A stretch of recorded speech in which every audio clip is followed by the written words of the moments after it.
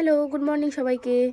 30 দিন রেসিপি চ্যালেঞ্জে আজ দ্বিতীয় দিন। আর আজ আমি বানাতে চলেছি এগ বিরিয়ানি। তো কিভাবে বানাই চলো রেসিপিটা তোমাদের সাথে শেয়ার করি। প্রথমেই দুটো আলু আর দুটো ডিম আমি সিদ্ধ হতে বসিয়ে দেবো। তারপর এদিকে দেখো চালটাও বসিয়ে দেবো। বিরিয়ানির চাল ধুয়ে এলাচ, লবঙ্গ, দারচিনি আর তেজপাতা দিয়েছিলাম, আর দিয়েছিলাম 1 চামচ মতো লবণ। চালটাও ওইদিকে ফুটতে থাকুক। আমাদের ডিম আলুটাও হয়ে গেছে, আর একদিকে দেখো চালটাও সুন্দরভাবে হয়ে গেছিলো। এরপর কড়াইয়ে সাদা তেল দিয়ে এক এক করে ডিম আর আলুটাকে সুন্দর করে ভেজে নেবো। ডিমটা দেখো ছাড়বার সময় কড়াইয়ে একটু চিটে গেছিলো, ওই জন্য ডিমটা একটু ভেঙে গেছে। তারপর আলুটাকেও ভেজে নিয়ে ওই তেলের মধ্যেই দেবো 1 চামচ ঘি। ঘিটা কিন্তু এখানে দিতেই হবে।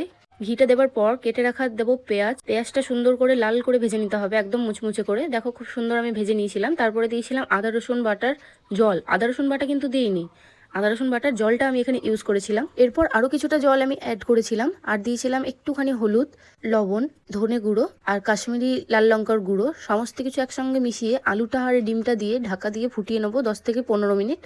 10 থেকে 15 মিনিট হয়ে যাওয়ার পর দিয়েছিলাম বিরিয়ানি মশলা। এই বিরিয়ানি মশলাটা কিন্তু আমিই বানিয়েছি, একদিন তোমাদের সঙ্গে বিরিয়ানি মশলাটা শেয়ার করব।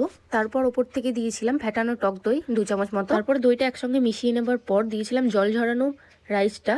রাইসটা একটু আমি ছড়িয়ে দিয়েছিলাম। তারপরে দিয়েছিলাম হোমমেড বিরিয়ানি মশলা। ওপর থেকে দিয়েছিলাম এক ঢাকনা মতো কেওড়ার জল আর 1 ঢাকনা গোলাপ জল। তারপরে ঢাকা দিয়ে ঢেকে গ্যাসটা কমিয়ে দম দিয়ে দেবো 10 মিনিট।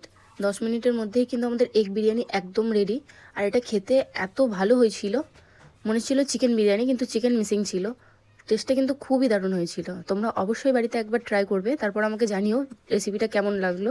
বরকে তো খেতে দিয়ে দিয়েছি, চলো দেখি ও কি বলে খেয়ে। কেমন হয়েছে? ভালো হয়েছে, খুব টেস্টি। ভালো হয়েছে। ভিডিওটা ভালো লাগলে একটা লাইক কমেন্ট করে দিও। বাই।